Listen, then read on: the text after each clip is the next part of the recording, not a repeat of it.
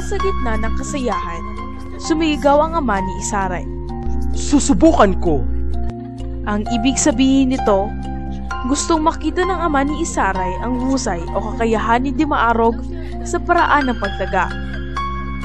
Tinawag si Caragtas, ang pinakamalakas ang loob at pinakamahusay sa mandirigma ni Parupantaw ni Apo mo.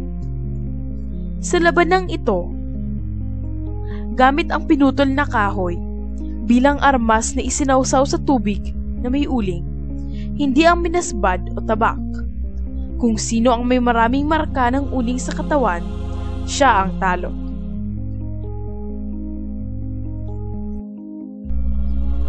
Ang paglalaban ay hindi lang interesente, kundi nakakaaliw.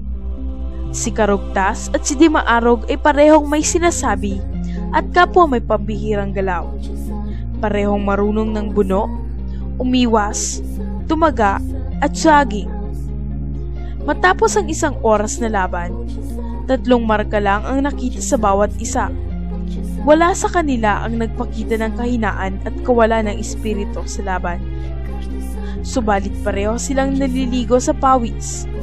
Naghihiyawan ang mga nanonood at namamangha sa kanilang ipinamalas na galing. Tama na! Sigaw ng pinuno ni Parupantaw o ni Apo mo. Ibig sabihin, mapagkakatiwalaan. Dagdag pa niya. Ang pagtango nito, isang pahiwatig na gusto at kontento siya sa ipinamalas ni Dimaarog. Ah! 2 na tayo, balae! Ayon kay Caragtas at tinapik ang likod ni Dimaarog.